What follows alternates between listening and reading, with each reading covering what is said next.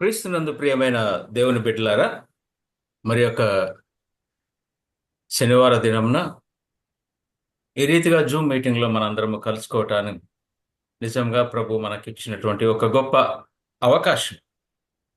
ఆయన ప్రేమను బట్టి, ఆయన కృపను బట్టి, ఆయన మన పట్ల కలిగినటువంటి ప్రణాళికను బట్టి ఈ రీతిగా సారి అనేక పర్యాయాలు తన వాక్యము నిమిత్తమై తన మాటలు వినటానికి, అలాగే ప్రభు సన్నిధిలో కొంత సమయాన్ని గడపటానికి ఆయన ఎంతగానో మన పట్ల తన యొక్క కృపను విడుదల చేస్తూ ఈ రీతిగా ఆదరిస్తూ ఉన్నాడు.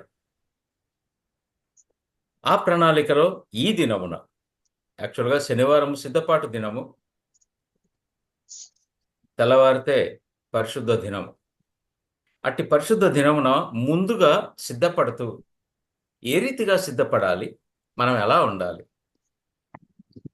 అన్నటువంటి దాని గురించి రెండు మాటలు మనం జ్ఞాపకం చేసుకోవాలని నేను ఆశపడుతూ ప్రభుకి ఈ సమయాన్ని అప్పగించాను. మరలా చెప్తున్నాను, వింటున్న మీరందరూ, చూస్తున్నటువంటి మీరందరూ ఒక్కటి మాత్రం గుర్తుపెట్టుకోండి. మాట్లాడుతున్న నా యొక్క జ్ఞానము ఏమాత్రము కాదు. ప్రభువే తన కార్యాన్ని జరిగిస్తూ ఉన్నాడు. ఇందుకు సహకరిస్తున్నది మీరే. మీరందరూ ఈ కూడికల నిమిత్తమై, ఈ కూడికల్లో జరుగుతున్నటువంటి ప్రార్థనలకు, అలాగే ప్రకటించబడుతున్నటువంటి దేవుని వాక్యము నిమిత్తమై శ్రద్ధగా ఆయన సన్నిధిలో ఎంతగానో ఎత్తి పట్టుకుంటున్నారు. కాబట్టే ప్రభు తన కృపను బహుగా విడుదల చేస్తూ ఉన్నాడు. ఆయన మాట్లాడుతూ ఉన్నాడు మనతో. ఈ స్వరం ఆయనది, ఈ జ్ఞానం ఆయనది, ఈ మాటలైతే పక్కా ఆయనవే. ఎందుకంటే లేఖన భాగాల్లో నుంచే మనం తీసుకొని మాట్లాడుతూ ఉన్నాం. ఇందులో నా మాటలు ఒక్కటి కూడా ఉండవు. ప్రభు కృప అది. కాబట్టి ఈ దినాన ప్రభు మనతో ఏం మాట్లాడబోతున్నాడో బహుజాగ్రత్తగా ఎదురు చూచాం, బహుజాగ్రత్తగా ఆయన సన్నిధిలో కనపెట్టాం. ప్రభు సమయాన్ని ఇచ్చాడు. దయచేసి మీ దగ్గర ఉన్నటువంటి పరిశుద్ధ గ్రంథాన్ని ఒకసారి తెరచి యోహాను రాసినటువంటి మొదటి పత్రిక ఓపెన్ చేద్దాం. యోహాను రాసినటువంటి మొదటి పత్రిక 2వ అధ్యాయంలో 15వ వచనంలో ఒక మాటను నేను జ్ఞాపకం చేయాలని ఆశపడుతూ ఉన్నాను. ప్రభు అట్టి కృప మనకు అనుగ్రహించునుగాక. ప్రకటన గ్రంథంలో ఆయన యోహాను భక్తుడు రాస్తూ ఆ మాటలు మనము జాగ్రత్తగా గమనించినట్లయితే 2వ అధ్యాయం నుంచి 7 సంఘములకు ఆయన పత్రికలు రాశాను. ఇది వాక్యం కాదు, జస్ట్ నేను ఊరికే విషయాన్ని చెబుతూ ఉన్నాడు. 7 సంఘాలకు హెచ్చరికలు, లేకపోతే వారి గురించినటువంటి సాక్ష్యం ప్రకటిస్తూ చివర్లో ప్రతి సంఘము దగ్గర ఒక మాట వ్రాయబడి ఉంటుంది. ఏమని వ్రాయబడి ఉంటుందంటే, ఉదాహరణగా నేను ఒకటి చూపిస్తాను. 2వ అధ్యాయంలో 7వ వచనంలో ఒక మాట ఉంది. ప్రకటన గ్రంథము 2వ అధ్యాయము 7వ వచనం. చెవిగలవాడు ఆత్మ సంగములతో చెప్పుచున్న మాట వినుగాక. జయించు వానికి దేవుని పరదైసులో ఉన్న జీవవృక్ష ఫలములు భుజింపనిత్తును. జాగ్రత్తగా గమనిద్దాం. చెవిగలవాడు ఆత్మ సంఘములతో చెప్పుచున్న మాట. సంఘం అంటే ఎవరు? నీవు నేనే.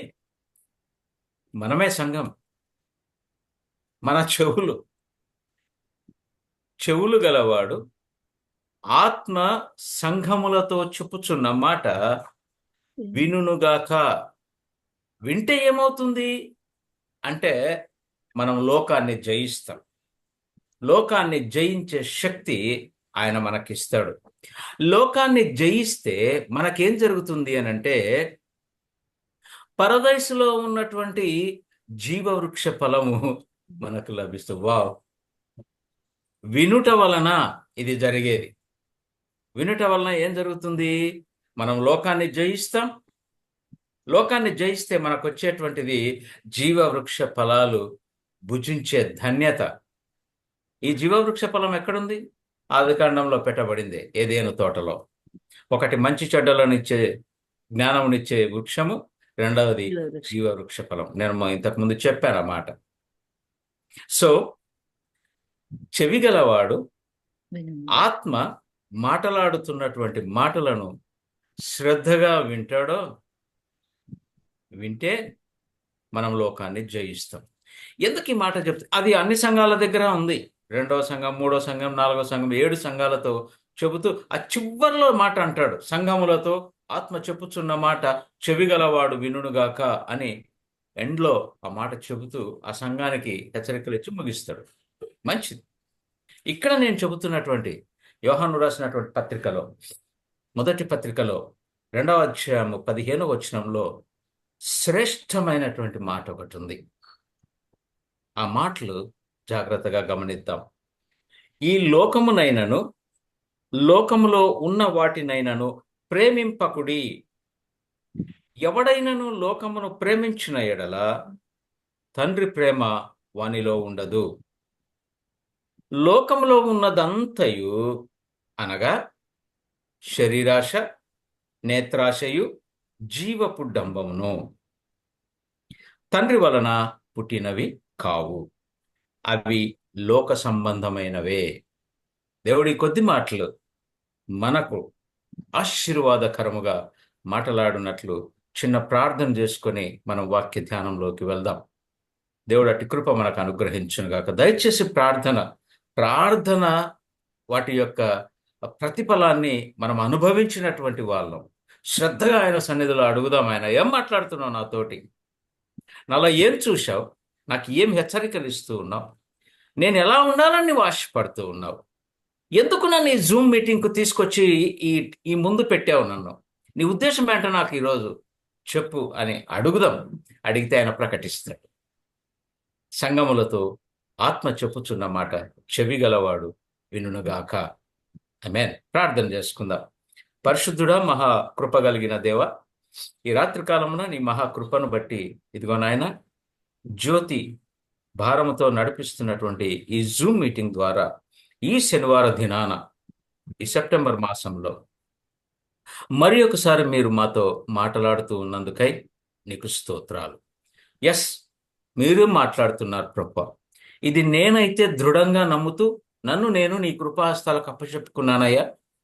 నా మాటలొద్దు, నా జ్ఞానము వద్దు, నా తెలివి అంతకు వద్దు, నా ఆలోచనలైతే శూన్యం చేసేయండి.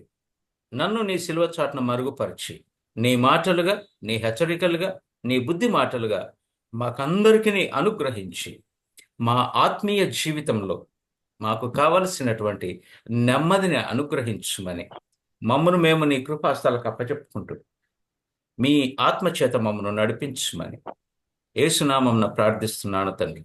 ఆమేన్. మంచిదండి. ఇక్కడ ఈ యోహాను భక్తుడు రాసినటువంటి పత్రికలు, సువార్త కాదు, పత్రికలు. ఆయన 3 పత్రికలు రాశాడు. ఈ 3 పత్రికల్లో జాగ్రత్తగా గమనించినట్లయితే ప్రత్యేకంగా ఈ మొదటి పత్రికలో కొన్ని విషయాలు ఆయన స్పష్టంగా చెబుతూ ఉన్నాడు.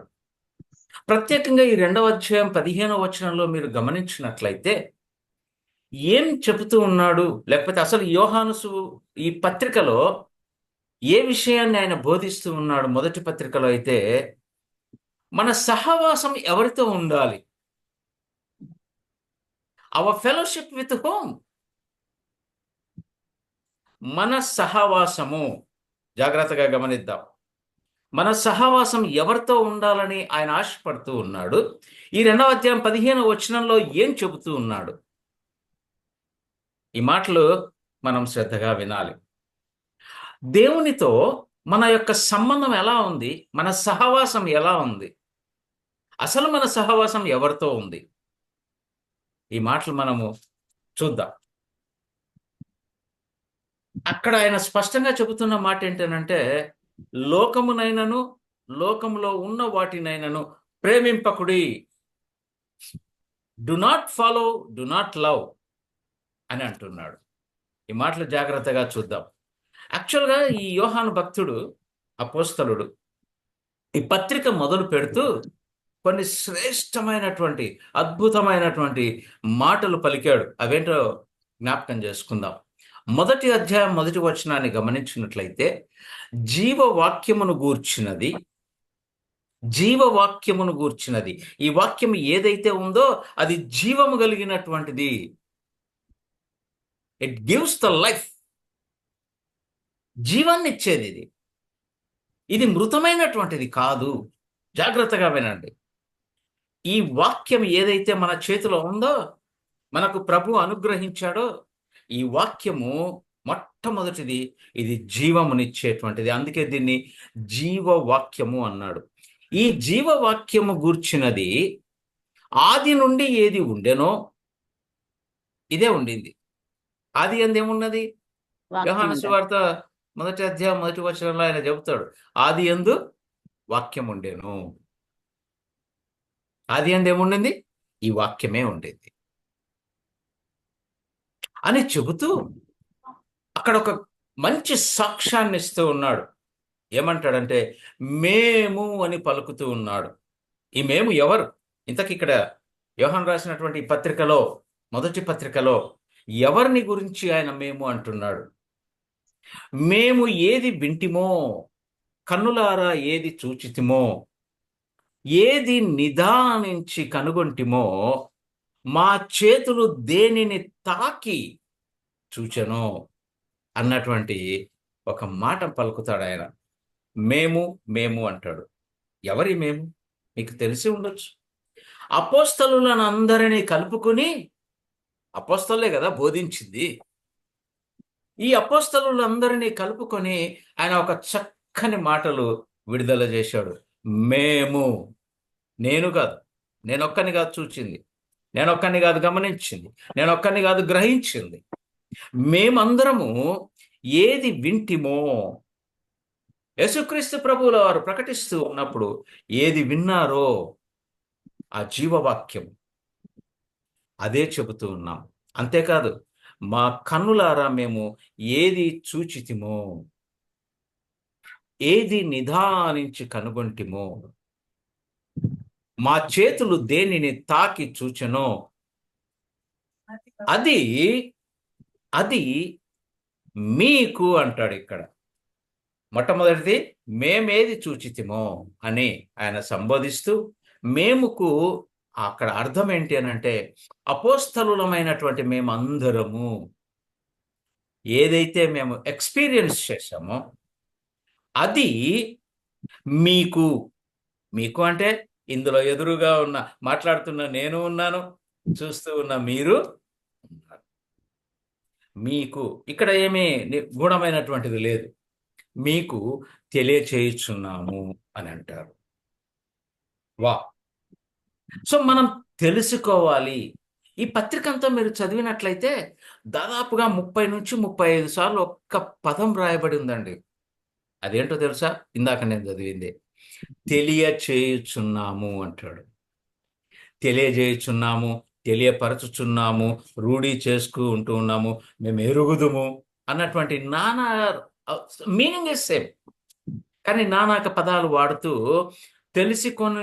తెలుసుకొనగోరుచున్నాము అన్నటువంటి ఒకే ఒక్క మాట దాదాపుగా 30 నుంచి 35 సార్లు ఇదే పత్రికలో, ఈ ఒక చిన్న పత్రికలో 5 అధ్యాయాలు ఉన్నాయి. ఈ 5 అధ్యాయాలు కలిగినటువంటి దీంట్లో అన్నిసార్లు వాడాడు. మేము తెలియజేస్తున్నాం. మేము చెప్పటానికి మాకున్న ఆధారం ఏంటంటే, మేము నిదానించి చూచాం. We are the witness. నువ్వు వినాలి. మేము ఏది కన్నులారా చూచితిమో, అరే ఇది మీరు నమ్మి తీరాలి కదా, మీరు తెలుసుకొని తీరాలి కదా. మేము అనుభవించినటువంటి దాన్ని మీకు తెలియచేస్తున్నాం, మీరు తెలుసుకోండి. దేని గురించి తెలుసుకోమంటున్నాడో ఒకసారి పరీక్ష చేద్దాం.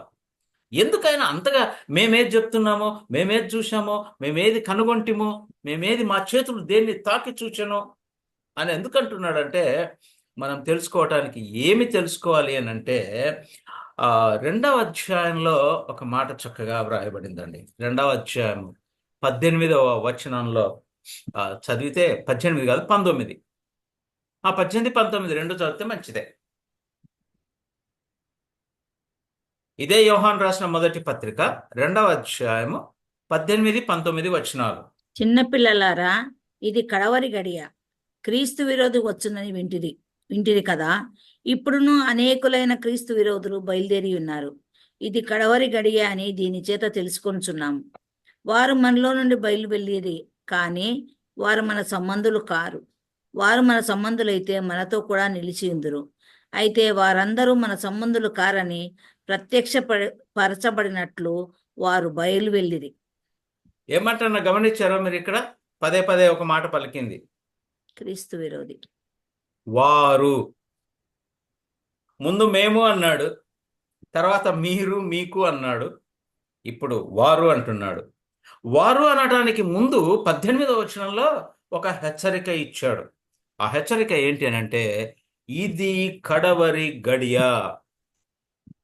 యేసుక్రీస్తు ప్రభువుల వారు ప్రకటించినటువంటి కడవరి దినాలు వస్తాయని చెప్పాడు.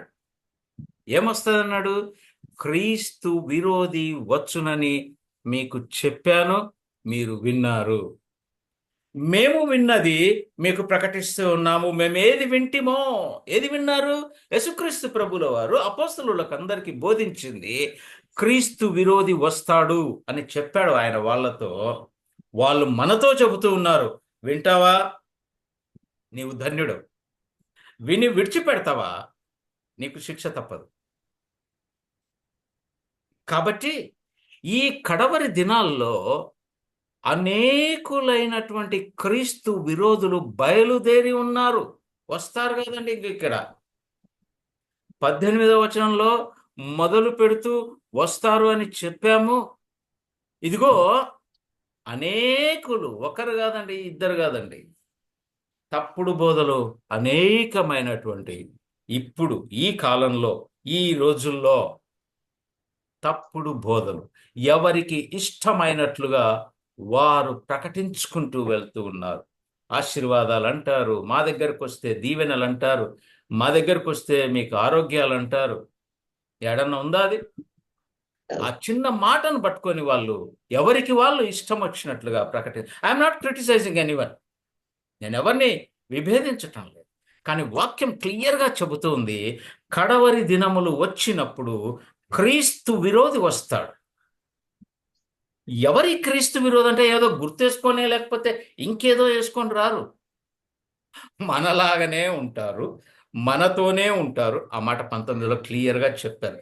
వారు ఎవరు? వారంటే అబద్ధ బోధకులు. జాగ్రత్తగా గమనించండి. మేము అపోస్తలులందరూ కలిసి ఆయన చెప్పారు. మీకు చెబుతూ ఉన్నాను, ఇక్కడ వింటున్న మనతో అంటున్నాడు, ఈ లోకంలో ఉన్న అందరితో చెబుతూ ఉన్నాడు, మీరు వినండి, మీరు తెలుసుకొనండి, మీరు రూఢిగా గ్రహించండి. దేని గురించి అంటే, అంత్య దినాల్లో కడవరి క్రీస్తు రాబోతున్నాడు. వాడు వచ్చే ఉన్నాడు. వాడు ఏం చేస్తాడంటే తప్పుడు బోధలు మీ మధ్యకు తీసుకొని వస్తాడు. మీ విశ్వాసంలో మీరు బలహీన పడేటట్లుగా వాడు వాక్యంలో వాడికి ఇష్టమైనటువంటి ప్రకటనలు చేస్తూ పోతాడు. 19లో క్లియర్గా చెప్తాడు, వారు మనలో నుండి బయలువెళ్ళి జాగ్రత్త అండి. వీరు ఎక్కడి నుంచో పైనుంచి ఊడి పడరు, ప్రత్యేకంగా రారు. ఇదే రవికుమార్ ఉండొచ్చు. మనలో నుండి బయలు వెళ్ళిన వారే, మన సంఘంలో ఉన్నవారే, మన కుటుంబాల్లో ఉన్నవారే, మనతో సహవాసము కలిగినటువంటి. అందుకే ఈ పత్రికను ఏమంటాడంటే, సహవాసం ఎవరితో ఉంది? మన సహవాసం ఎవరితో ఉంది? జాగ్రత్తగా గమనిద్దాం. సహవాసము చాలా ముఖ్యమైనటువంటిది. ఎందుకంటే హెచ్చరిక చేస్తూ ఉన్నాడు, వారు మనలో నుండి బయలు వెళ్ళిరి గాని వారు మన సంబంధులు కారు. నాకు బాగా తెలుసు, Ravi brother, I know well అని అనుకోవచ్చు. ఈ రవి బ్రదరే తప్పుడు బోధలు చేస్తూ ఉండవచ్చు. గమనించుకోవాలి. మనలో నుండే వస్తారు అని చెబుతూ ఉన్నాడండి. ఏదో ప్రత్యేకమైనటువంటి డ్రెస్సుల్లో, ప్రత్యేకమైనటువంటి దేశాల నుంచి రారు. మనలో నుంచే, మన ఇంటిలో నుంచే, మన సొసైటీలో నుంచే, మన సంఘంలో నుంచే, నీకు తెలిసిన వారే. వారు మనలో నుండే వస్తారు. వారు మన సంబంధులైతే మనతో కూడా నిలిచి ఉండాలి కదా, మన వాక్యంలోనే ఉండాలి కదా, మన సహవాసంలోనే ఉండాలి కదా. అలా ఉండరు. ఎందుకంటే వారందరూ మన సంబంధులు కారని ప్రత్యక్షపరచబడినట్లుగా వారు బయటికి వెళ్ళిపోయారు. తప్పుడు బోధలు చేసుకుంటూ వెళ్ళిపోయారు. మనతోనే ఉన్నారు, బయటికి వెళ్ళిపోయారు తప్పుడు బోధలు చేయటానికి. కాబట్టి జాగ్రత్తగా గమనిద్దాం. ఈ రెండు ప్రాముఖ్యమైనటువంటి విషయాలు అపోస్తలులము మేమండి. మేము కన్నులారా చూచాం, చెవులారా ఆయన బోధలు విన్నాం, మేము తాకి చూచాం ఆయన. అట్టి మేము మీకు ప్రకటిస్తూ ఉన్నాం. వారొస్తారు, జాగ్రత్త. మీ సహవాసము దేవునితో ఉండాలి అని చెబుతూ ఉన్నాడు. మన సహవాసము తప్పకుండా తండ్రితోనే ఉండాలి. ఎప్పుడైతే తండ్రితో మన సహవాసం ఉంటుందో, ఎవడైతే తండ్రిని అంగీకరిస్తాడో వాడు తప్పక కుమారుణ్ణి అంగీకరిస్తాడు. తండ్రిని ప్రేమించిన వాడు కుమారుణ్ణి ప్రేమిస్తాడు. No doubt. కుమారుణ్ణి ప్రేమించినవాడు ఆత్మలో నింపబడతాడు, ఆత్మలో ఆదరణ పొందుతాడు, ఆత్మలో బలవంతుడు అవుతాడు. నిజమైన క్రైస్తవుడిగా తండ్రితో సహవాసము కలిగి ఒక బలమైనటువంటి సాధనంగా ఈ లోకంలో నిలవబడతాడు. వారు వచ్చినప్పుడు, ఆ తప్పుడు బోధలు బోధిస్తున్నటువంటి వారు వచ్చినప్పుడు దృఢంగా నిలబడగలరు.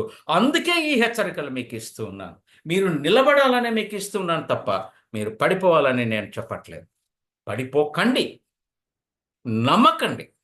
ఎందుకంటే వారు మన సంబంధులు కారు. మన సంబంధులు కారు, మనలోనే ఉన్నవారే, కానీ వారు బయటికి వెళ్ళిపోయారు. Take care of them. గమనించుకుందామండి. ఎందుకు ఇంత అవిశ్వాసంగా ఉంటున్నాం, లేకపోతే ఎందుకు ఈ క్రైస్తవ్యంలో ఇలా బలహీన పడిపోతూ ఉన్నాం అని అంటే కారణం ఒకటే. మన సహవాసము తండ్రితో సదాకాలం ఉండాలి. ఎవరైతే తండ్రిని ప్రేమిస్తాడో, తండ్రి సహవాసములో ఉంటాడో, తండ్రి హెచ్చరికలను తీసుకుంటాడో, అట్టివాడు కుమారునిలో కలిసి ఉంటాడు. ఆ మాటలన్నీ పత్రికలో ఉన్నాయి. దయచేసి ఈ యోహాను రాసిన మొదటి పత్రిక 1వ అధ్యాయం 1వ వచనం నుంచి 5వ అధ్యాయం చివరి వరకు చదవండి. మీకే బోధపడుతుంది. నేనేం వేరేటి చెప్పట్ల. లేఖన భాగాల్లో ఏవైతే వ్రాయబడ్డాయి వాటి గురించే దేవుడు మీతో మాట్లాడుతూ ఉన్నాడు. దేవుడే మాట్లాడుతూ ఉన్నాడు. ఆత్మ సంగములతో చెప్పుచున్నమాట. చెవిగలవాడు వినుగాక, గ్రహించునుగాక. గ్రహిస్తాడండి. గ్రహించినప్పుడే ధన్యత. ఏ విషయాన్ని గురించి ప్రాముఖ్యంగా యోహాను భక్తుడు, యోహాను అపోస్తలుడు ఈ ఈ పత్రికలో రాస్తూ ఉన్నాడో ఒక్కసారి చూద్దాం. 1వ అధ్యాయమే 5వ వచనంలో చూసినట్లయితే, నేను ఇంకా అసలుకి రాలేదు, కొన్ని చెప్తూ ఉన్నాను.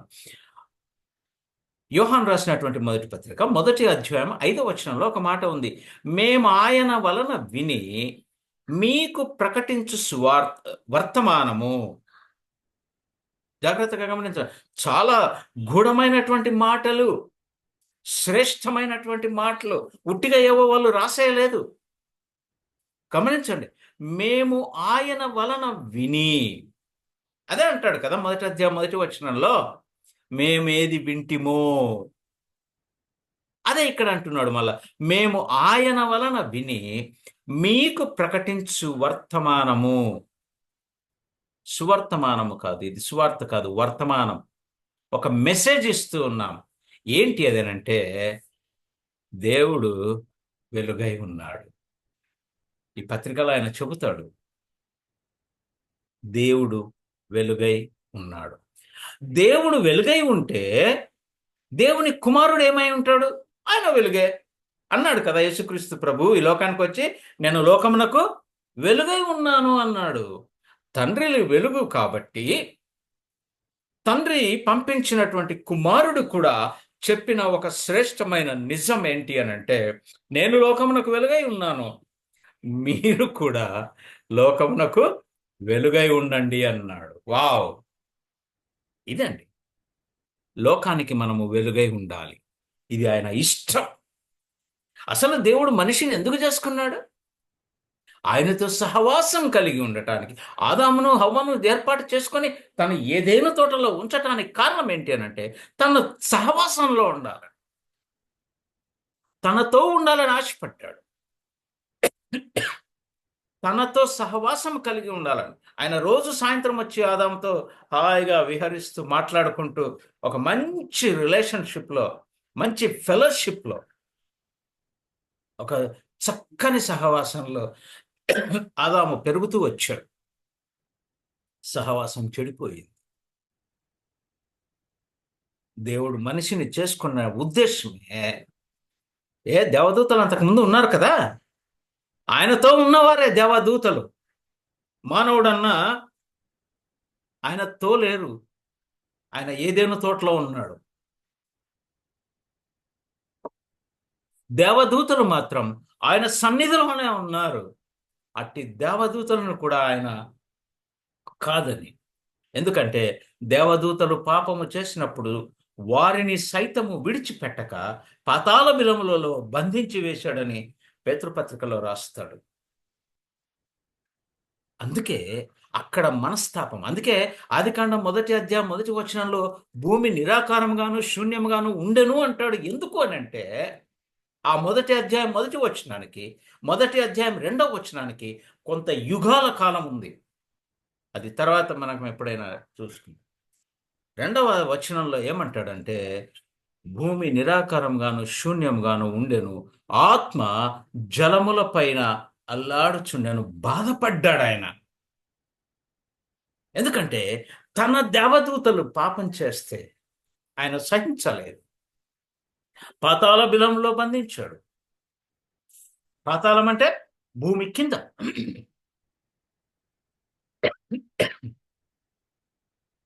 అది మానవుని చేసుకున్న తర్వాత మానవుడితో సహవాసము కలిగి ఉండాలని చేసుకుంటే ఆ మానవుడు కూడా ఆయన ఆజ్ఞను అతిక్రమించి చీకటిలో పడిపోయాడు, చీకటైపోయాడు. ఆయనలో ఉన్నప్పుడు ఏదేను తోటలో వెలుగులో జీవించాడు, వెలుగులో ఉన్నాడు, వెలుగుమయమై ఉండిపోయాడు. కానీ ఎప్పుడైతే ఆజ్ఞ అతిక్రమించాడో పాపంలో పడిపోయాడు, చీకట్లో పడిపోయాడు. చీకటి అంటే పాపమే. పాపం అంటే ఏంటి? ఆజ్ఞ అతిక్రమమే పాపం. కాబట్టి దేవుడు వెలుగై ఉన్నాడు. కుమారుడు కూడా చెప్పాడు, నేను లోకమునకు వెలుగై ఉన్నాను అన్నాడు. ఆయన సంబంధులమైనటువంటి మనము కూడా వెలుగు సంబంధులమై ఉండాలని ఆయన మనల్ని పిలుచుకున్నాడండి. నిన్ను నన్ను ఊరికే పిలుచుకోలేదండి. వింటున్న మనందరం జాగ్రత్తగా గమనిద్దాం. నేను ఊరికే పిలుచుకున్నాడా? ఏ పని లేక పిలుచుకున్నాడా? కాదు.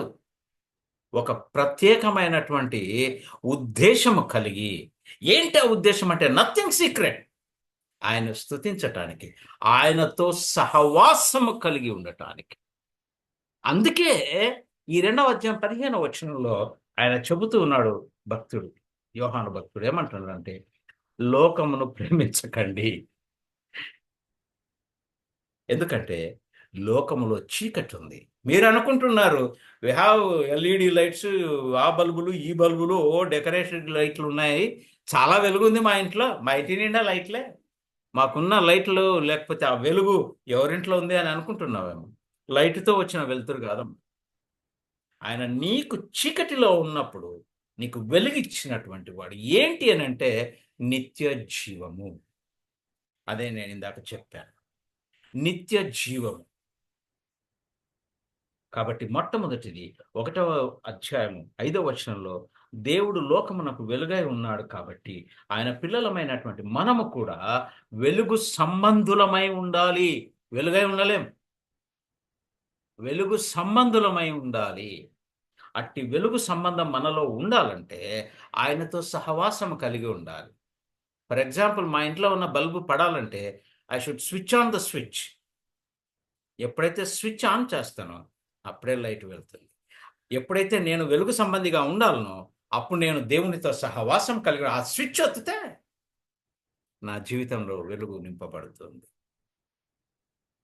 అది ఆ సహవాసం కలిగి ఉండాలని ఆయన ఆశపడ్డాడు. అలాగే ఈ అధ్యాయంలో ఆయన శ్రేష్టంగా ఏం చెప్తాడంటే, 2వ అధ్యాయానికొచ్చి కొన్ని మాటలు, ప్రాముఖ్యమైనటువంటి మాటలు చదివితే, ఆయన ప్రేమయై ఉన్నాడు అని అంటాడు. జాగ్రత్తగా చదువుదాం అది. ఆహ్, 2వ అధ్యాయము 6వ వచనాన్ని 5, 6 కలిసి ఉన్నాయి. జాగ్రత్తగా చదువుదాం. ఆయన వాక్యము ఎవడు గైకొనునో ఆ! వానిలో దేవుని ప్రేమ నిజంగా పరిపూర్ణమాయెను. ఓకే. ఆయన యందు నిలిచిన వాడనని చెప్పుకొనువాడు ఆయన ఎలాగు నడుచుకొనున్నో అలాగే తానును నడుచుకొన బద్ధుడై ఉన్నాడు. మనం ఆయన ఎందున్నామని దీనివల్ల దీని వలన తెలుసుకొనుచున్నాము దీని వలన తెలిసి కొనుచున్నాము. నేను ఇందాకనే చెప్పాను. ఈ మాటలు మీరు అధ్యాయం అంతా చదవండి. దాదాపు 30, ఎవరైనా కరెక్ట్ ఫిగర్ చెప్పగలిగితే చాలా ధన్యులు. 30 నుంచి 35 సార్లు ఆ మెసేజ్ మీరు ఎవరైనా గుర్తుపెట్టి లెక్కపెట్టి కనుక్కుంటే, జ్యోతికి సెండ్ ద మెసేజ్, ఇన్నిసార్లు చక్కగా వ్రాయబడి ఉంది అని పంపించండి. అప్పుడు మాకు కూడా అర్థమవుతుంది. ఓ, చెప్పబడినటువంటి వాక్యాన్ని బట్టి ఫాలో అవుతున్నారు, బైబిల్ చదివారు అన్నటువంటిది. We will be very glad. ఏమంటున్నాడంటే, దేవుని ప్రేమ నిజముగా పరిపూర్ణమాయను. ఎప్పుడంటే ఆయన వాక్యము ఎవడు గైకొనెనో, ఆయన ప్రేమ ఏమైతుంది? పరిపూర్ణమవుతుంది, నింపబడుతుంది. కాబట్టి 2వ ఉద్దేశం ఏంటి ఈ పత్రికలో అంటే, దేవుడు ప్రేమయై ఉన్నాడు. అరే, ఇది ప్రత్యేకంగా చెప్పాలనా? మనము ఆదికాండం మళ్ళా మొదటి అధ్యాయానికి వెళ్తే సృష్టి మొత్తాన్ని చూస్తాం. చూచినప్పుడు ఒక మాట మనము ఒక విషయాన్ని మనం గమనించగలం. మొదటి దినము, 2వ దినము, 3వ దినము, ఇలాగ దినాలన్నీ చేసుకుంటూ వచ్చి ఏమన్నాడంటే ఆయన, పలుకగా అని అన్నాడు. పలికాడు, ఆకాశము భూమి వేరైపోయింది. పలికాడు, నీరొచ్చాయి. పలికాడు, ఆకాశ పక్షులు వచ్చాయి. పలికాడు, వృక్షాలు వచ్చాయి. పలికాడు, పర్వతాలు. ఇవి ఇవి ఈ సృష్టి మొత్తం నువ్వు చూస్తున్నవి ఏవైతే ఉందో అదంతా కూడా ఆయన పలికాడండి. వాటి మీద ప్రేమ లేదా? ప్రేమ లేకపోతే ఆయన అవన్నీ ఎందుకు చేస్తాడు? ఉంది. కానీ అధికమైన ప్రేమ ఎవరి మీద అంటే, చివరిగా ఆయన మట్టి తీసుకొని, ఇక్కడ మనం గమనించవలసింది ఆయన శ్రమ దేనికి అంటే, మానవుణ్ణి చేయటానికి ఎంత ప్రేమించాడో చూడండి అయ్యా. సృష్టి మొత్తాన్ని, జంతువులను, వాటెవర్ ఈ లోకంలో నీకు కనిపిస్తున్నవన్నీ కూడా నీకంటే బలమైనవి, నీకంటే గొప్పవి. వాటిని పలుకగా వచ్చేసాయి. కానీ బలహీనుడైనటువంటి మానవుణ్ణి మాత్రం ఆయన ప్రేమించి చెమట కార్చి మట్టి పట్టుకున్నాడండి. ఆహా! దేవుడు పరలోకములో సింహాసనం మీద కూర్చున్న ఆయన మట్టి పట్టుకుని, మట్టిని పిసికి ఒక ఆకారాన్ని చేశాడు. ఇంతే ప్రేమనా? కాదు. ఇంకేంటి? జీవాత్మను ఊదాడు. ఇంకొకటి ఏంటి అనంటే, ఈ మనిషి చేయబడ్డ రూపము ఆయన రూపం. ఆయన రూపాన్ని మనకిచ్చాడు. ఎంత ప్రేమించాడో చూడండి నిన్ను నన్ను. మనందరినీ ఆయన ప్రేమించాడు. ఆయన ప్రేమ పరిపూర్ణమైనటువంటిది. మరి ఆయన బిడ్డలమైన మనం ఎలా ఉండాలి? ఆయన ప్రేమలో ఉండాలి. అందుకే మీరు ఒకరినొకరు ప్రేమించుడి అని అంటాడు. నన్ను తండ్రి ఎలాగ ప్రేమించి ఈ లోకానికి పంపించాడో, మీరు కూడా నన్ను ప్రేమించి లోకానికి వెళ్ళండి. మీరు కూడా నన్ను ప్రేమించి మీ పక్కింటి వాళ్ళను ప్రేమించండి. మీరు కూడా నన్ను బట్టి, నా ప్రేమను బట్టి మీ ఇంట్లో వాళ్ళని మీరు ఒకరినొకరు ప్రేమించుకోండి. ప్రేమ కలిగి ఉండుడి. కొరింథీ పత్రికలో రాస్తాడు, ప్రేమ కలిగి ఉండుటకు ప్రయాసపడండి. మనం దేనికోసం ప్రయాసపడుతున్నామంటే ఈ లోకంలో ధనం సంపాదించుకోవాలని ప్రయాసపడుతుంది. ఈ లోకంలో అనేకమైనటువంటి సంపాదించుకోవటానికి, ఎక్కడెక్కడో విదేశాలకు వెళ్ళటానికి, ఆస్తులు సంపాదించుకోవటానికి వీఆర్ రన్నింగ్ ఆఫ్టర్ ఎవ్రీథింగ్. అనేక విషయాల గురించి పరిగెత్తుతున్నాం, ప్రయాసపడుతున్నాం. కానీ దేవుడు సింపుల్గా చెప్తున్నాడు, ప్రేమ కలిగి ఉండుటకు ప్రయాసపడండి, అప్పుడు అన్నీ నీ కాడికే వస్తాయి. కాబట్టి మూడో విషయం ఏంటి అని అంటే, ఇదే 2వ అధ్యాయం 18, 19 వచనాలు గమనించినట్లయితే అక్కడ ఆయన నిత్య జీవాన్ని ఇచ్చేవాడు కాదా? ఆయన వెలుగై ఉన్నాడు. ఆయన ప్రేమ పరిపూర్ణమైనటువంటిది. అట్టి ప్రేమ మనము కలిగి ఉండాలి. ఆయన వెలుగు కాబట్టి మనం కూడా వెలుగు సంబంధులమై ఉండాలి. ఆయన ప్రేమ పరిపూర్ణం కాబట్టి మనం కూడా ప్రేమ కలిగి ఉండాలి. మూడవది, ఆయన నిత్య జీవమును ఇచ్చేవాడు. ఆయన నిత్యము, ఎవర్ లాస్టింగ్ లార్డ్. ఆయన ఎప్పుడు ఉండేవాడు. అందుకే ఆయన అంటాడు నిర్గమకాండంలో, మోషే అడుగుతాడు, నీవెవరు పంపిస్తే వచ్చాను అని వాళ్ళు అడిగితే నేనేం చెప్పాలి అని అంటే, నేను ఉన్నవాడను అనువాడనై ఉన్నాను అని చెప్పు. I am that I am. నేను ఉన్నవాడను అనువాడనై ఉన్నాను. నేను నిన్న నేడు రేపు ఏకరీతిగా మారని దేవుడను అని చెప్పు అంటాడు. కాబట్టి ఆయన నిత్య జీవమును ఇచ్చేటువంటి వాడు అన్నటువంటి మాటలు జ్ఞాపకం చేసుకున్నాం. ఇక అసలు విషయానికి వస్తే, మీరు లోకమును ప్రేమించకండి. జాగ్రత్తగా మనందరితో ఈ రాత్రి మాట్లాడుతూ ఉన్నాం.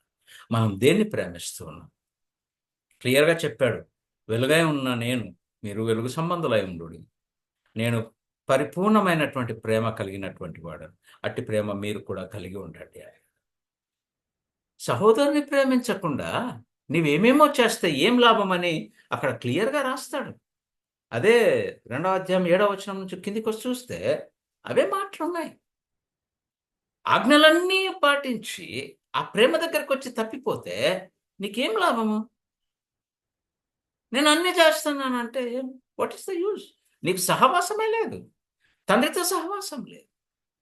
కాబట్టి లోకమును ప్రేమించకండి అని ఎందుకు ఇంత క్లియర్గా చెప్తున్నాడంటే, మనం ఏమనుకుంటున్నామంటే, ఇలా పిడికిలు పట్టుకుంటే, సపోజ్ ఇప్పుడు నేను ఇలా ప్రకటిస్తూ మాట చెప్తే చెయ్యి ఇలాగే మూసుకున్నాను అనుకోండి. మూసుకుంటే మీ అందరూ నా మాటలు వినరు. ఇప్పుడు ఈ బ్రదర్ ఎందుకో చెయ్యి మూసుకున్నాడు, ఏముందో చేతిలో. ఈ బ్రదర్ ఎందుకు చెయ్యి మూసుకున్నాడు, వచ్చినప్పటి నుంచి చూస్తున్నాం చెయ్యి మూసుకునే ఉన్నాడు, ఈ చేతిలో ఏముంది? ఇంతే తప్ప నా మాటలు మీరు వినరు. తీరా ఇఫ్ ఐ ఓపెన్ నథింగ్.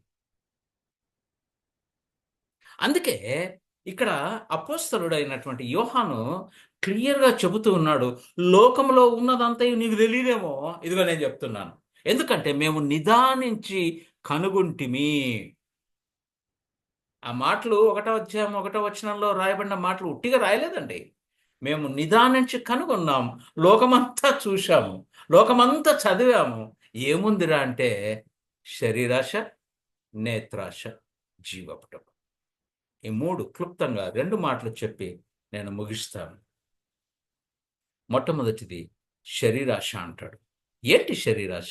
శరీరం అనేకమైనటువంటి వాటి మీద ఇష్టపడుతూ ఉంది. ప్రసంగి గ్రంథంలో రాస్తాడు కదా, ఏమంటాడు? యవనుడా, నీ యవన కాలమందు సంతుష్టిగా ఉండు, నీ ఇష్టం వచ్చినట్టు చేసుకో, నీ ఇష్టం వచ్చినట్టు లైఫ్ ఎంజాయ్ చేసుకో అంటాడు. అయితే 11వ వచనంలో, అయితే వీటన్నిటిని బట్టి దేవుడు నిన్ను తీర్పులోనికి తెస్తాడు. Take care.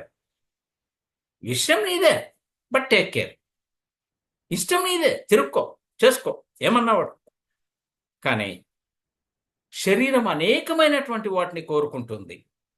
ఏం కోరుకుంటుందంటే, షర్ట్ వేసుకుంటాం, శరీరాన్ని కప్పుకోవడానికి షర్ట్ కావాలి. కానీ ఇదే షర్టు అమెరికాలో ఉంటా అంటే శరీరాశ. అన్నం తినాలి, శరీరానికి అవసరం.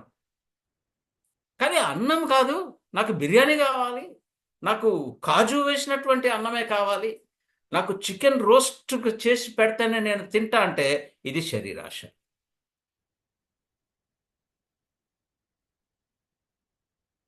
చెప్పులు వేసుకోవాలి, తప్పదు, వాడాలి. ఆరోగ్యం కొరక లేకపోతే ఇంకో దాని కొరకో చెప్పులు వాడాలి. కానీ నాకు ఈ బ్రాండ్ షూస్ ఒక 10,000, 20,000, 1,00,000 రూపాయల చెప్పులే కావాలి అంటే శరీరాశ. అవ్వ కూడా ఏం ఆశపడింది? ఆదికాండం 3వ అధ్యాయం 6వ వచనంలో చూస్తాం. చదువుదామా? ఆదికాండం 3వ అధ్యాయం 6వ వచనంలో,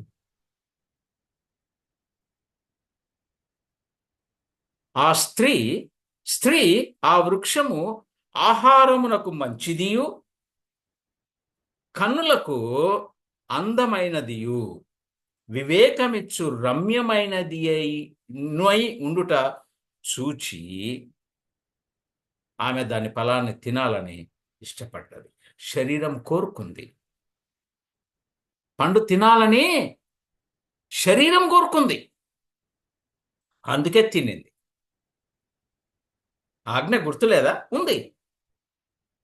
కానీ శరీరం ఏం చేసిందంటే తినాలని ఆశపడింది. అదే 6వ అధ్యాయంలో వస్తే 2వ వచనంలో దేవుని కుమారులు, జాగ్రత్తగా గమనించండి, వీరు దేవుని కుమారులండి. కానీ చేసింది ఏందో తెలుసా? నరుల కుమార్తెలు చక్కని వారని చూచి శరీరం కోరుకుందండి, అందాన్ని కోరుకుంది. వీరెవరు? వీరు నరుల కుమారులు కాదు. జాగ్రత్తగా చదివితే మంచిదే. 6వ అధ్యాయము 2వ వచనం చూస్తే 2వ వచనం, దేవుని కుమారులు, చక్కగా వ్రాయబడి ఉంది. దేవుని కుమారులు, శరీరాశ, భార్య అందంగా ఉండాలి. ఈ రోజుల్లో అందరూ అంతే అండి. అందంగా ఉండాలి, మంచి ఉద్యోగం ఉండాలి, బాగా సంపాదించి ఉండాలి, కారు ఉండాలి, బంగ్లాలు ఉండాలి. శరీరం కోరుకుంటూ ఉంది. ఇట్టి శరీరాశలు మీకుండకూడదు అని అంటాడు. మనం సంసోన్ను కూడా చూస్తాం కదా. ఆయన ఇష్టపడ్డాడు, ఫిలిస్తీయురాలిని ఇష్టపడ్డాడు. సున్నతి లేని ఫిలిస్తీయుడు. తప్పు కదా. సంసోన్ ఎవరు? నాజీరు చేయబడ్డాడు. దేవుని చేత, తండ్రి చేత నాజీరు చేయబడి న్యాయాధిపతిగా పంపించబడ్డాడు. దేవుని చేత నాజీరు చేయబడ్డాడు. కానీ ఏం చేశాడు? ఫిలిస్తీయురాల్ని మోహించాడు, ఇష్టపడ్డాడు, శరీరాశ కోరుకున్నాడు. ఇకపోతే 2వది నేత్రాశ. ఈ కన్నులు కూడా చాలా, కన్ను చూచిందంటే ఇక అంతే, అది మన ఇంట్లో ఉండాల్సిందే. మరి ముఖ్యంగా ఆడవాళ్ళు అయితే, నేనేమి తప్పు పట్టట్లేదు. పక్కింటి ఆవిడ ఒక నెక్లెస్ కొనిందా, అది నువ్వు చూసావా, మీ ఇంట్లో ఉండాల్సిందే. దానికి ఎన్నన్నా చేస్తారు. పక్కింటి ఆవిడ ఒక మంచి చీర కొనుక్కుందా, చూచావా, చూస్తేనే వస్తుంది. చూడకపోతే కోరికలు రావు.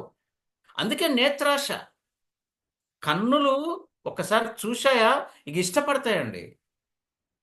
అదే మనం అవ్వ దగ్గరికి వెళ్తే అదే చూచింది. అదే మళ్ళా 6వ అధ్యాయం 2వ వచనానికి వస్తే చూచారు. శరీరాశతో సహకరించేది ఏంటంటే నేత్రాశ. శరీరం ఇప్పుడు మామూలు అన్నం తింటే సరిపోతుంది, కానీ పక్కన వాడు బిర్యానీ తింటున్నాడే, చూశాను, అందుకే నాకు అది కావాలనుకుంటున్నాను. శరీరాశ, నేత్రాశ నిన్ను చీకటిలో పడేసేటివి. ఆశపడితే, వదిలిపెడితే నిన్ను నిత్య జీవంలోనికి, దేవుని ప్రేమలో, క్రీస్తు ప్రేమలో, తండ్రి సహవాసంలో బలపరుస్తుంది. ఎప్పుడు? ఈ 2 విడిచిపెడితే.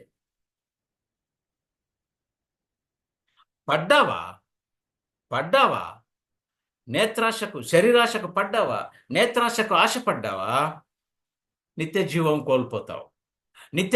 కోల్పోతావు. జాగ్రత్త సుమి. ఇక 3వది, ఇది మరీ ఏంటిది? జీవపు డంబం, లైఫ్ ఆఫ్ ప్రైడ్. సమూయేలు గ్రంథంలో ఒక మనిషిని చూస్తాం. జాగ్రత్త, చూసి ముగించుకుందాము. ఎక్కువసేపు చెప్పాను, దయచేసి క్షమించండి. కొంచెం సమూయేలు గ్రంథం, 1 సమూయేలు 25వ అధ్యాయం చూస్తే 2వ వచనం నుంచి,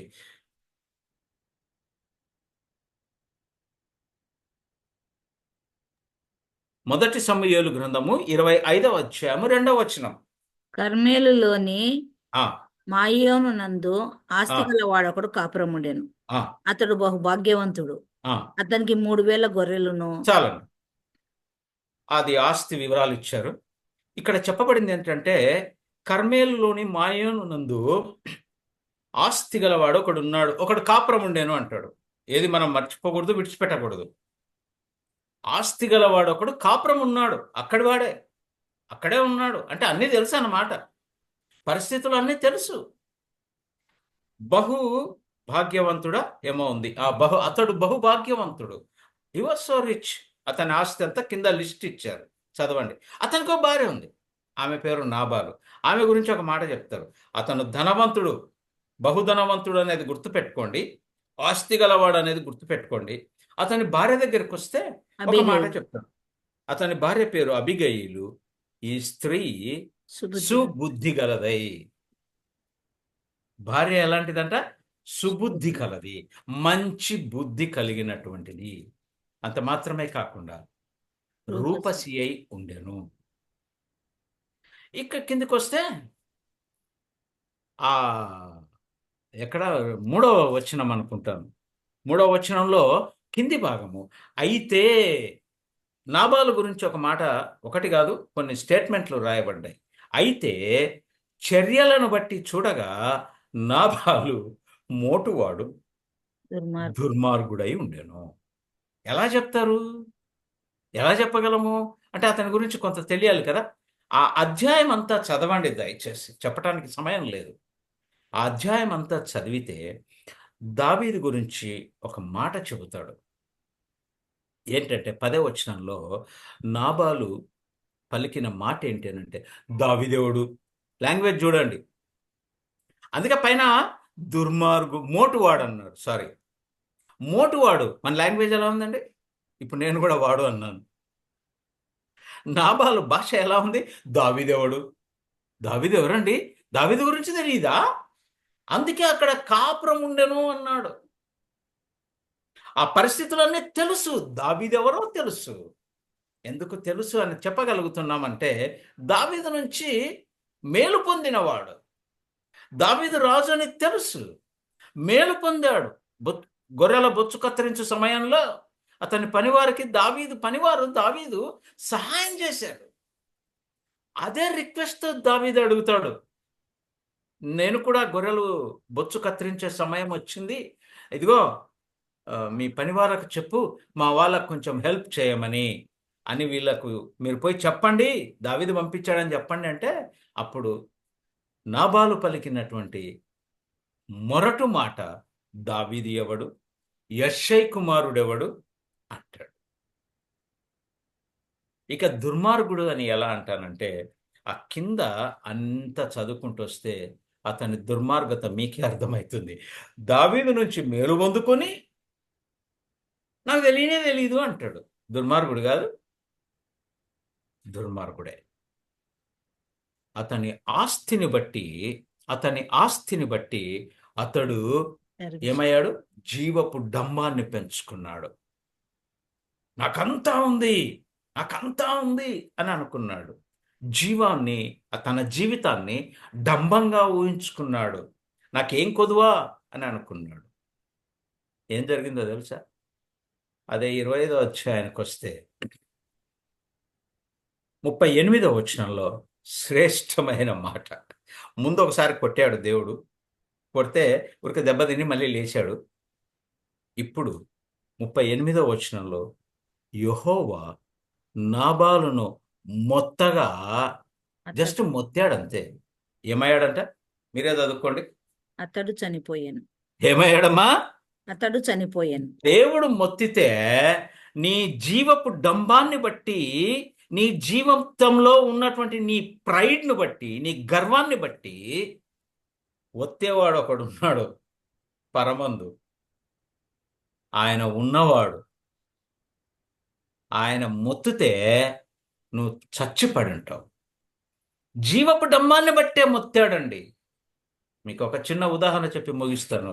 లూకాసు వార్తలో కూడా మనకు అలాంటి ధనవంతుడే. ఆ ధనవంతుడు ఒక మాట అంటాడు కదా, నా కొరకు పంటను సమకూర్చుకున్నాను, సమస్తము నా కొట్లన్నీ విప్పి ఎక్స్టెండ్ చేసుకున్నాను, నాకు ఇంకా ఏం తక్కువ, తినుము తాగుము సుఖించుము. అక్కడ వాడు పలికిన మాట ఏంటంటే లూకాసు వార్త 12వ అధ్యాయము 16వ వచనంలో నుంచి చదివితే, మరియు ఆయన వారితో ఈ ఉపమానమును చెప్పాను, ఒక ధనవంతుని భూమి సమృద్ధిగా పండెను. దేవుడు సమృద్ధినిస్తే ఏం చేయాలి? ప్రేమించి ఎవరికి అవసరం ఉందో వారికి పంచాలి, ప్రేమ కనపరచాలి. ఆయన ప్రేమలో పరిపూర్ణత ఉంది, నీవు కూడా అలాంటి పరిపూర్ణతలో పెరగాలని ఆయన ఆశ. కానీ వీడేమన్నాడు?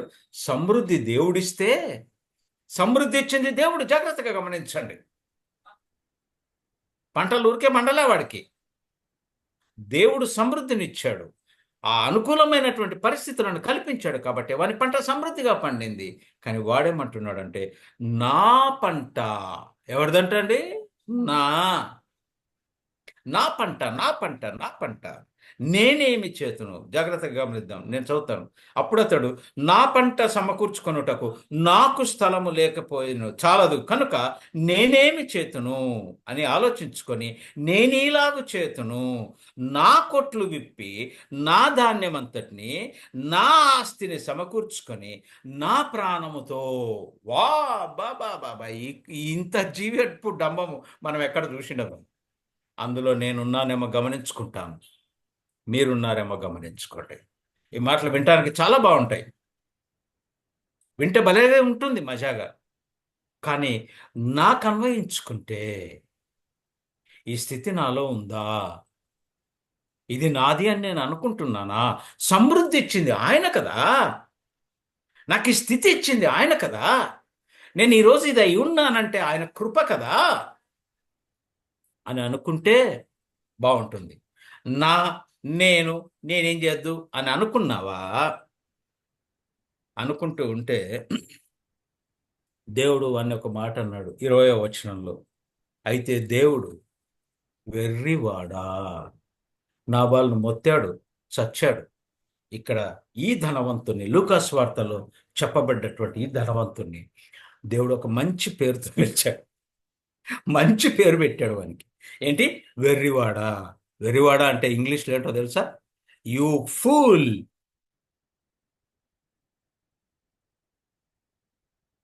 వెర్రివాడా, ఈ రాత్రి నీ ప్రాణమును అడుగుచున్నాను, ఏడిపోతావు? నువ్వు సమకూర్చుకున్నదంతా ఏమవుతుంది? అందుకే దేవుడు యోహాను భక్తుడు చక్కగా చెప్తున్నాడు, లోకాన్ని ప్రేమించకండి. లోకంలో ఏముంది ఏముంది ఏముంది అని నువ్వు అనుకుంటున్నావేమో, మేము నిదానించి చూచాము, అంతా గమనించుకున్నాం, ఆయన మాకు బోధించాడు. లోకంలో ఏముందో ఆయన బోధించాడు, అదే మీకు బోధిస్తూ ఉన్నాను. లోకంలో ఏమీ లేదు. 3: శరీరాశ, నేత్రాశ, జీవపు డంబం. ఇవి విడిచిపెట్టావా, దేవుడు వెలుగై ఉన్నట్లు నీవు కూడా వెలుగుగా ఉంటావు లోకానికి. ఆయన ప్రేమ పరిపూర్ణతలో ఉన్నట్లుగానే నీవు కూడా తండ్రిని ప్రేమించిన కుమారుణ్ణి నీవు కూడా ప్రేమించటానికి సిద్ధంగా ఉంటావు. నీ సహోదరుని ప్రేమించే అట్టి మనసు నీకు కలుగుతుంది. సహోదరుడు అంటే ఎవరు అని మళ్ళీ మీరు అడిగి పోండి, ఆ కథకు పోండి. కథ అనకూడదు, సారీ, ఆ ఉపమానానికి వెళ్ళండి. సహోదరుడు ఎవరు? The good Samaritan. ఎవరిని సహోదరుడు అనుకుంటున్నావు? నాకు పుట్టిన మా తమ్ముడే సహోదరుడా? కాదు. ఎవడు ఆపదలో ఉన్నాడో, ఎవడు లేమిలో ఉన్నాడో, ఎవడు కష్టంలో ఉన్నాడో వానికి సహకరించటం, వాడు నీ సహోదరుడు. అట్టివానికి సహాయం చేయాలి. ఇది కాబట్టి సహోదర ప్రేమ నీలో ఉండాలి అని అంటున్నాడు. అలాగే ఈ 2 చేస్తే నీకు దేవుడు ఇచ్చేటువంటిది నిత్య జీవం. అట్టి నిత్య జీవంలో నీవు నన్ను అందరము ఆయన రాకడ దినాన ఎత్తబడాలనే ఈ విషయాన్ని మనందరం అక్కడ కలుసుకుందాం మళ్ళీ. వావ్, ఎంత బాగుంటుంది! ఇదే జూమ్లో కలుసుకుంటున్నాం మనము, ఎత్తబడి, అందరము ఎత్తబడి. ఈ మాటలను జాగ్రత్తగా గమనించుకొని ఆత్మ సంగములతో చెప్పుచున్న మాట చెవిగలవాడు వినును గాక అని ఎలాగైనా పలికాడో విందాం, విడిచిపెడదాం. ఏవి ఆయనను కాదు, దేవుని సహవాసంలో కలిగి ఏవి విడిచిపెట్టాలనో అవి విడిచిపెట్టి ఆయన కొరకు నమ్మకంగా జీవిద్దాం. ఆయన కొరకు ఆయన సహవాసంలో ఎదుగుదాం. అట్టి కృప దేవుడు మనకు అనుగ్రహించునుగాక. దయచేసి క్షమించండి, కొంత ఎక్కువైంది, ఏమి అనుకోవద్దండి. ఇంకెప్పుడు ఇలా చేయను.